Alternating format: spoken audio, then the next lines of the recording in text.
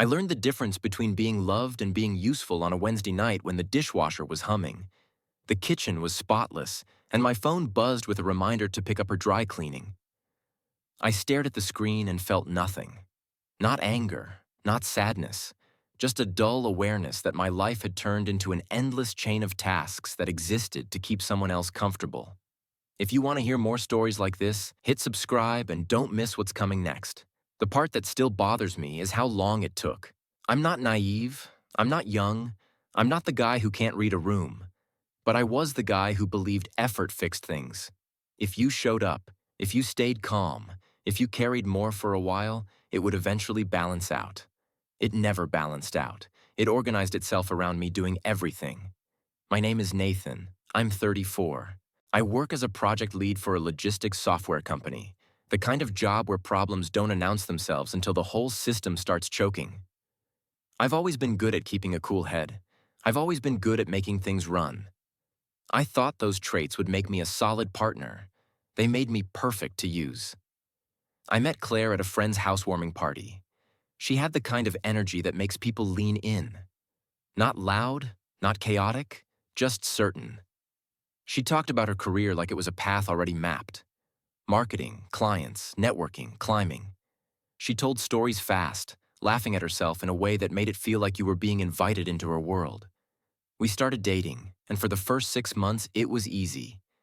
We split bills without keeping spreadsheets. She cooked, I cooked, we went on hikes, we watched dumb movies. She'd grab my hand in public like she was proud to be there with me. The shift didn't happen with one big betrayal. It happened through little allowances I made, like giving a dog table scraps until it refuses its own food. Claire's apartment situation fell apart in late spring. Her roommate was moving in with a boyfriend, and the landlord was raising rent. Claire called me stressed, talking about how she couldn't focus at work with housing uncertainty hanging over her. I owned my condo, a 2-bedroom place I'd bought years earlier and renovated myself. Nothing fancy, but clean and calm and mine. I offered the spare room. Temporary, a few weeks. A soft landing while she found a place. She moved in with 2 suitcases, a laundry basket of clothes, and a smile that looked like relief. The first month felt like progress. We set up her side of the closet. She decorated the guest bathroom with nicer towels. We made jokes about being a real couple now. She contributed at first. She'd pick up groceries. She'd take out trash. She'd plan dinners. Then her workload got heavy. A campaign launch. A demanding client. A team member out sick. She started coming home exhausted and collapsing on the couch. I didn't mind. Everyone has rough seasons. I started cooking more often. Then she stopped offering. She stopped noticing. She stopped asking if I needed anything. At first I told myself I was imagining it. But a pattern doesn't require dramatic moments. It just requires repetition. It started with mornings. I'm up early, always have been. I like quiet time before work. Coffee, email check, a quick review of my day. Claire started waking up later, rushing out the door, always in a hurry. One morning I made her coffee and set it in her travel mug by the keys. She kissed my cheek and said I saved her. That became the new normal. If I made it, she left relaxed. If I didn't, she left irritated. The first time I skipped it, I didn't even mean to. I was on a call earlier than usual. I poured myself a cup between sentences and forgot about hers. That night, she barely spoke to me. When I asked what was wrong, she said her morning was ruined. She said she needed her routine. She said I knew that. I apologized. Not because it made sense, but because I could feel the argument coming and I didn't want to fight about coffee. After that, coffee was an unspoken requirement. If I forgot, she'd text me during the day with pointed little remarks about how she had to start her morning like a cavewoman. Sometimes she'd send a photo of a sad cup from a cafe with a caption about suffering. I laughed along. I called it a quirk. I told myself it was harmless. Then there was the calendar. Claire loved making plans, not our plans. Her plans. Social events, dinners, workshops, networking mixers, brunches that turned into shopping trips that turned into more brunches. She'd talk about how important it was to maintain momentum, to stay visible, to keep moving. I liked that she had a life. I didn't want someone whose world revolved around me. The problem was that my life started revolving around hers. If she had an early meeting, I drove her because parking was stressful. If she needed something shipped, I handled the return labels. If she had a headache, I ran to the store. If her phone battery was low, I gave her my charger and drove to buy a new one for myself. None of these were dramatic on their own, but they added up, slowly, quietly, like I was being trained. The first time I noticed the imbalance clearly was a Saturday in July. I had set aside the whole day to work on my motorcycle. It was my therapy. I'd bought it used and spent months restoring it. Turning bolts, cleaning parts, getting my hands dirty. It was the only hobby that made my mind go completely quiet. Claire walked into the garage holding a list. Not a request. A list. Grocery store, dry cleaner, specialty pharmacy, her favorite bakery across town, pick up a package, drop off a return. I told her I couldn't. I told her I had plans. I said I'd help later. She looked at me like I'd said something offensive. She said she had plans, too. A fitness class, then meeting friends. She said my plans were just a hobby. She said her things were real obligations. I felt the familiar wave of guilt rise in my chest. That old reflex that said being firm makes you selfish. I took the list. I did the errands. My motorcycle sat untouched, half covered in a tarp, like something abandoned. That night she was cheerful. She thanked me. She called me amazing. Then she talked about herself for an hour and fell asleep while I cleaned the kitchen. When you're inside a slow collapse, the mind does weird things to protect you. It reframes. It minimizes. It convinces you that any resentment you feel is pettiness. So I kept absorbing it. I kept smoothing it over. I kept becoming smaller. In August, Claire suggested we host dinner for her coworkers. I didn't love the idea, but she insisted it would be good for her career. She said impressions mattered. She said people remembered who hosted well. I spent the whole day preparing, cleaning, cooking, setting up. She went out for brunch with the same coworkers and came back home laughing, smelling like perfume and mimosas. She changed outfits twice, asked me if the lighting in the living room was flattering, and then vanished into the bedroom to do her hair while I finished cooking. When her coworkers arrived, they complimented everything: the apartment, the food, the vibe. Claire basked in it like sunlight. She talked about how she loved doing this, how she had such a knack for creating experiences. I stood in the kitchen refilling drinks and carrying plates. At one point, someone called her the perfect partner, and she smiled and said she was lucky to have help. She patted my arm like I was a useful appliance. After they left, I said something. Not accusing, just honest. I told her it felt weird that she spoke like she did it all when she didn't. She sighed, the way someone sighs when they're asked to explain something to a child. She said I was making it a thing.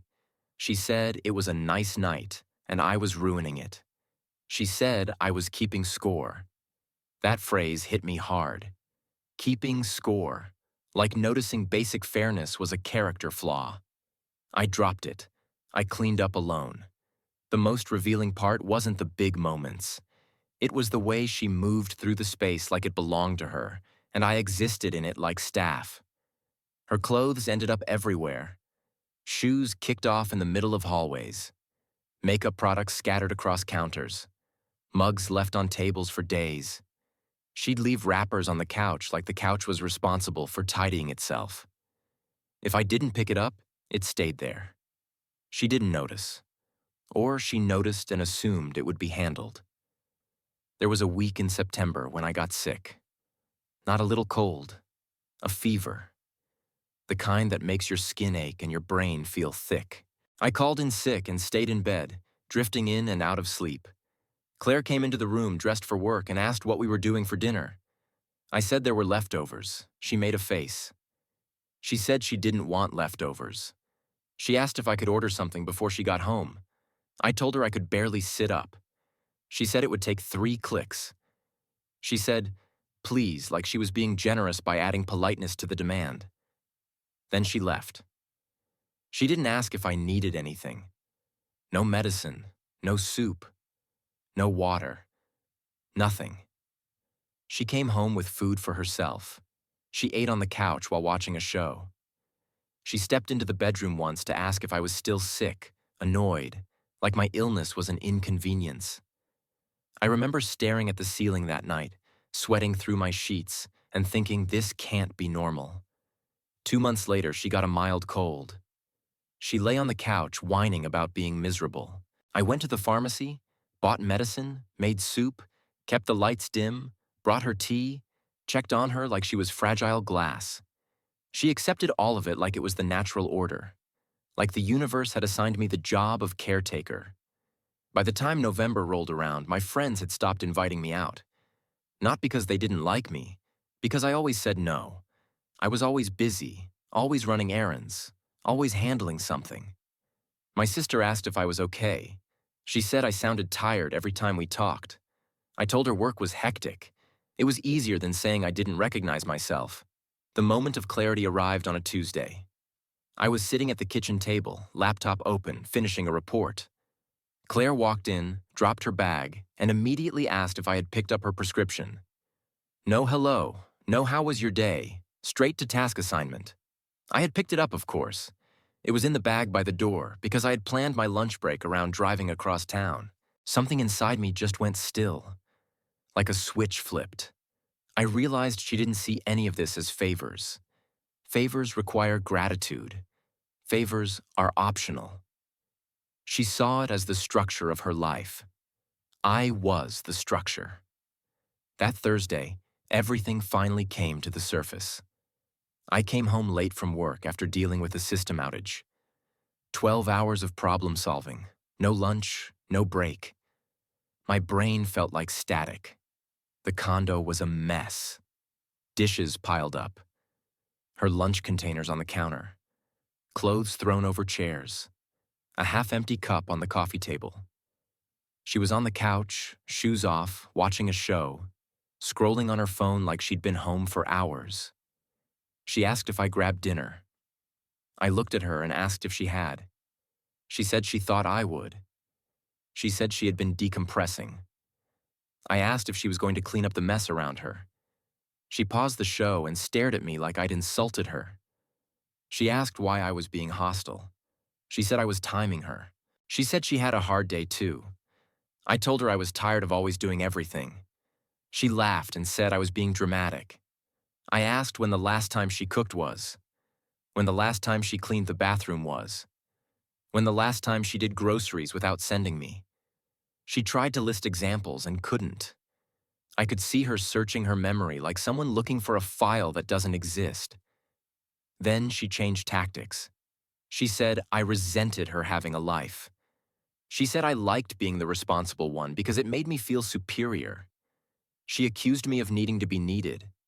She said my identity depended on taking care of her. I told her I didn't need to be needed. I wanted a partner. She rolled her eyes. She said I didn't actually want a partner. She said I wanted control. She said I liked the dynamic. She said nobody forced me to do any of it. That part almost broke me because it contained just enough truth to sound convincing, so I asked her directly what she thought my role was in her life. She hesitated for half a second, and I saw it. The moment she realized honesty would be easier than pretending. She said it plainly. She said she kept me around to make her life easier, not to question her. The air went silent.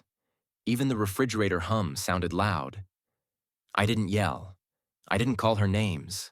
I didn't beg for understanding. I felt something colder than anger take over. Clarity. The kind you get when a puzzle finally clicks and you realize you've been staring at the wrong picture. I said interesting, because it was the only word that matched the moment. She immediately tried to backpedal. She said she didn't mean it like that. She said she was just tired. She said I was twisting her words. But I didn't argue. I didn't try to get an apology. There are things you can't unhear. I left the condo and walked for an hour. Streets I had driven 1,000 times looked different, like they belonged to a world where I wasn't a tool. I sat on a bench and made 2 calls. The first was to my friend Aaron, who ran a small moving crew. I asked if he could help me move someone's belongings on Saturday morning. I didn't explain much. He didn't ask for details. He knew my voice. The second call was to a locksmith. Then I went home. Claire was in the living room, anxious, trying to read my face. She asked if we were done talking. I told her I was tired. I told her we would handle it this weekend. She tried to pull me into bed like physical closeness could reset reality. I turned away. I didn't sleep much, not because I was spiraling, because I was planning. Friday morning I made coffee for myself only. Claire noticed. She asked if we were still fighting. She asked if I was really going to be like this over one argument. I told her to have a good day. I kept my voice calm. That calmness rattled her more than shouting would have. She left for a weekend trip with friends, something she had planned weeks earlier. She kissed my cheek like nothing was wrong. She told me not to be weird. The door closed behind her and the condo felt like it exhaled. Saturday morning, Aaron arrived with 2 guys and a van. We moved quickly. Not in a frantic way. In a focused way. Like clearing out a broken system. Claire's stuff was everywhere, but none of it was rooted. Clothes, shoes, makeup, decor items, gadgets. The things that take up space without adding stability. It was easier than I expected to separate mine from hers. She had spread out, but she hadn't built anything. We packed her belongings into labeled boxes and took them to a storage unit I rented under my name. I paid the first month. I wanted no excuses for why she couldn't retrieve her things. The locksmith arrived that afternoon. New locks, new keys. I stacked the remaining boxes neatly inside the entryway, not out of kindness, but out of control. I wanted no mess, no lingering chaos. Then I wrote a note. Not emotional, not cruel, just clear. I told her her belongings were in storage, gave the address and unit number and the access code. I told her the first month was paid. I told her I had changed the locks. I told her she was not welcome in my home. Then I wrote the only line that mattered. I told her she said she kept me around to make her life easier. I told her to find someone else to keep around. I turned my phone on silent. I ordered food I actually wanted. I sat on my couch in the quiet and felt something I hadn't felt in months. Relief. Sunday night, my phone lit up with missed calls, then texts, then more calls from numbers I didn't recognize. Friends, co-workers, people acting as her relay. I blocked them one by one. Monday morning, an email arrived from a new account accusing me of being unstable and cruel. I didn't respond. Tuesday, security at my office told me someone was in the lobby asking for me. I asked them to escort her out. I stayed at my desk. My hands didn't shake. My stomach didn't churn. I felt clean, like a wound finally stitched. Later that week, one of her friends called me from a number I didn't recognize and told me Claire was devastated. She said Claire had nowhere to go. She said I couldn't just throw someone out. I told her Claire had lived rent-free for months. I told her the money she didn't spend could cover her housing while she figured it out. I told her I was not responsible for an adult who treated me like a service. Then I blocked that number too. The strange thing is how quickly life expands when you stop carrying someone else. The condo stayed clean with half the effort. My weekends came back. I worked on my motorcycle again. I rejoined my buddy's Sunday soccer game. I cooked because I wanted to, not because someone expected it. I slept deeply. A month after she moved out, my manager told me I seemed sharper, more focused, less distracted. He offered me a bigger role on a new project.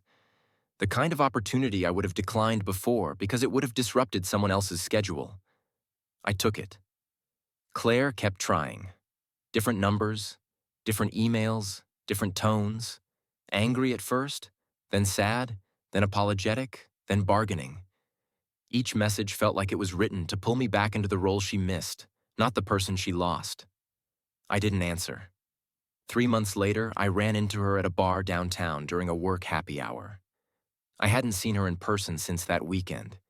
She looked the same, but the energy was different, less certain, more searching. She approached like she expected me to be moved by her presence. She said she wanted to talk. She said she was sorry. She said she had been stressed. She said she didn't mean what she said. I listened quietly and felt nothing dramatic rise. No rage, no nostalgia, just a simple understanding that even now she was trying to edit reality. I told her I believed her words from that night because they matched her actions. I told her an apology doesn't erase a worldview. I told her I wasn't interested in re-entering a system where my value depended on my usefulness. She tried to cry.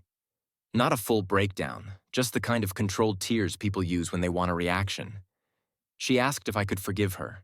She asked if we could start over. I told her no, not loudly, not proudly, just no. She asked why it was so easy for me.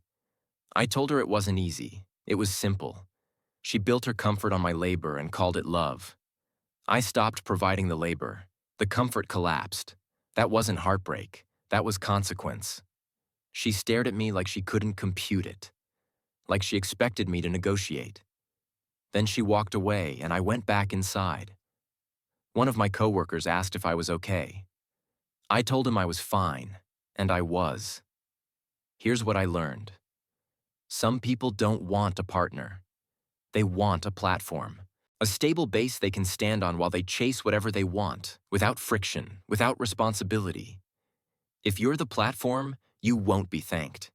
You'll be maintained just enough to keep you functioning. And the moment you ask for reciprocity, you'll be told you're making it a thing. The truth is, love isn't someone keeping you around for convenience. Love is someone noticing your weight and choosing to carry their share without being asked. I didn't leave because she said one cruel sentence. I left because that sentence confirmed what her behavior had been telling me for months. I wasn't her boyfriend. I was her infrastructure. I decided to become a person again. And once I did, I realized how quiet peace can be when you stop serving someone who never planned to serve you back.